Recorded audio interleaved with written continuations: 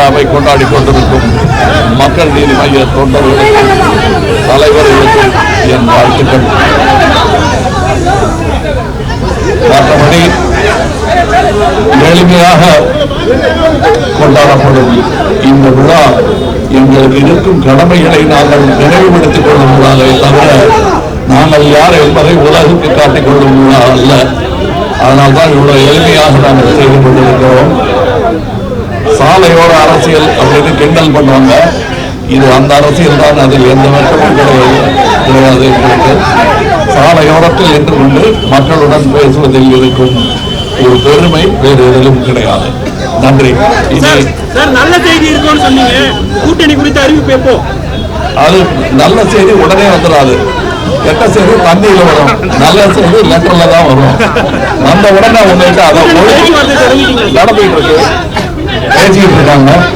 ஆனா அது வந்த உடனே, அது நிகழ்ந்த உடனே உங்ககிட்ட சொல்லாம தப்பிக்கவே முடியாது. சொல்லித்தான் நானும் சொல்ல வேண்டியது என் கடமை. சார், முழு நேர அரசியல்வாதி அப்படிங்கிற ஒரு விஷயத்த சொன்னீங்க.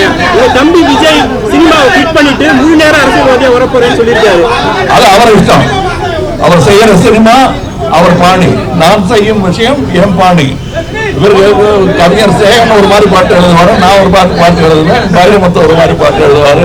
அவர் எப்படி எழுதுறாருன்னு கேட்கக்கூடாது. அவங்களுக்கு வரும் மொழி வன்மை, அவங்களுக்கு பிடித்த விஷயம், அதை செய்து கொண்டிருக்கிறோம். திட்டம் இருக்கா விஜயோட இணைவீங்களா அரசியல்? இல்ல, நான் அவரோட ஏற்கனவே பேசியிருக்கேன். அரசியலுக்கு வரணும்னு சொன்ன முதல் வரவேற்பு குரல் என்னுடைய குரலாகத்தான் இருக்கும். இந்த ஆபீஸ்ல நடந்தது. 6 ஆண்டு கால பயணத்துல என்னென்ன பாடங்கள் கற்றீங்க? 7ஆம் ஆண்டு அடியெடுத்து நிறைய பாடங்கள். எது செய்யக்கூடாது என்பதை எல்லாம் கற்றுக்கொண்டோம்.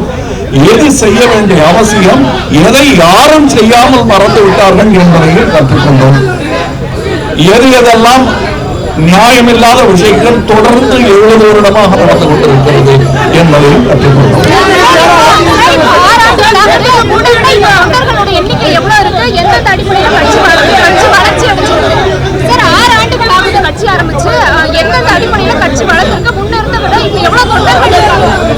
இல்ல, கட்சியின் வளர்ச்சி இப்ப நான் சொன்னேன் தெரியுமா, கோயம்புத்தூர்ல தோத்துட்டீங்களே அப்படிங்கும் போது அந்த எண்ணிக்கை நீங்க கொடுக்கிற கணக்கு நான் பார்த்த கணக்கெல்லாம் பார்க்கும்போது 1728 ஏதோ ஒரு எண்ணிக்கை வருதுங்க.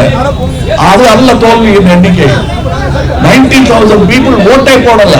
அதுதான் ஜனநாயகத்தின் தோல்வி. கமல்ஹாசன் தோல்வி விடுங்க, அது கடைசி பட்சம்.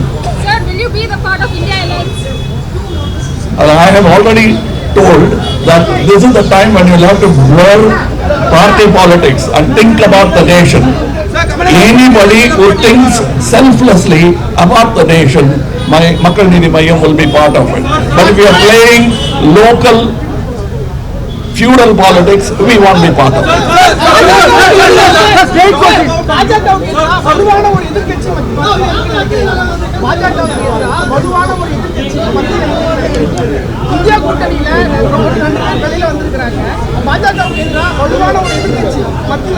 இல்லை, எல்லாரும் நீங்க ஒரு கட்சியின் பெயரை சொல்லி அவர்களுக்கு எதிராக, பாஜகவுக்கு எதிராகிறாங்க.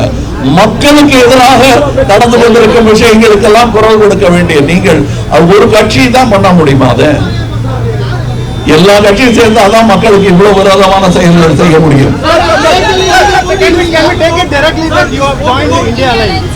No, you cannot take anything directly. I will tell you directly. Have you joined India? No, I haven't. Sir, have you initiated talks initiate பண்ணிட்டீங்களா? ஏதாவது பாத்தீங்களா? பேச்சுவார்த்தை எல்லாம் நடந்துருக்கு. பேசுறதெல்லாம் சொல்ல முடியுமா? வெளிய சொல்லக்கூடாது. அது என்ன பார்லிமெண்டா? நினைச்சதெல்லாம் பேசுறது மரியாதையா இருக்கும். வாக்கு எண்ணிக்கையை பற்றி பேசுறீங்க, மறுபடியும் அது நம்ம அலையன்ஸ் பேசும்போது எல்லாரோடையும் கலந்து ஆலோசித்து விட்டு சொல்ல வேண்டிய பதில். நான் மட்டும் தனியா சொல்ல முடியாது. அதுவும் நான் கண்டிப்பா சொல்றேன் உங்களுக்கு. டார்ச் லைட் இப்ப எங்களுக்கு கிடைத்திருப்பது நன்றி சொல்லணும். ஒரு பக்கம் எலெக்ஷன் கமிஷனை திட்டுறாங்க, எல்லாரும் இந்த மாதிரி பண்றாங்க, அடிக்கிறாங்க பெயர்கள் எல்லாம். இன்னொரு பக்கம் எங்களை மதித்து ஒரு சின்ன கட்சிங்கிறத கூட பெரிதுபடுத்தாமல் அவர்கள் எங்களுக்கு டார்ச் லைட் திட்டம் வேணும் போது நேர்மையை மனதில் கொண்டு எங்களுக்கு அவர்கள் அதை கொடுத்திருக்கிறார்கள் என்பது நல்லவர்கள் எல்லா இடத்திலும் இருக்கிறார்கள் என்பதற்கான சான்றாக இருக்கிறது.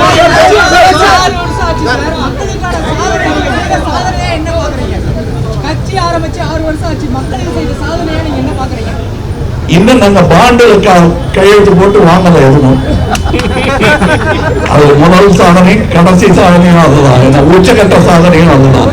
எந்த பாண்டுலயும் நாங்க கையெழுத்து போட்டு யாருக்கும் அது வந்து யாரு கொடுப்பாங்கன்னா கொடுக்கறதுக்கு ஆள் இருக்காங்க. அடுத்த படம் பண்ணி கொடுக்குறேன்னா பாண்டுல கையெழுத்து போடுறோம். கான்ட்ராக்ட்ல கையெழுத்து போடுறவங்க ஒரு 10 கோடி ரூபாய் கொடுக்க மாட்டாங்க. ஆனா வாங்கல. அங்கிருந்து ஆரம்பித்து பல சாதனைகள் இருக்கிறது. அதை இப்ப சொல்ல வேண்டியதில்லை. நேரம் இல்ல. இன்னொன்னு, நீங்க வந்து என்ன கேட்டு தெரிஞ்சுக்கிறத விட நீங்க எனக்கு சொல்லணும். கிராம சபைங்கிறத வந்து நான் கண்டுபிடிக்கல. அது ஏற்கனவே இருந்தது. காந்தியார் சொன்னது. ராஜீவ் அவர்கள் அதை வந்து வலியுறுத்தி கொண்டு வரணும்னு சொல்லி கொண்டு வந்தது. 25 வருஷம் தூசி படித்து இருந்த விஷயத்தை தூசி தட்டி கொண்டு மக்களுக்கு எடுத்து முன்வைத்தது மக்கள் நீதி மையம் தான். அடுத்த கட்டமாக அர்பன் ஏரியா சபைகளையும் நடத்த திட்டமிட்டிருக்கிறது. அதுக்கு எலெக்ஷனுக்கு சம்பந்தமே இல்லைங்க. தொடர்ந்து நடத்த வேண்டிய விஷயம்.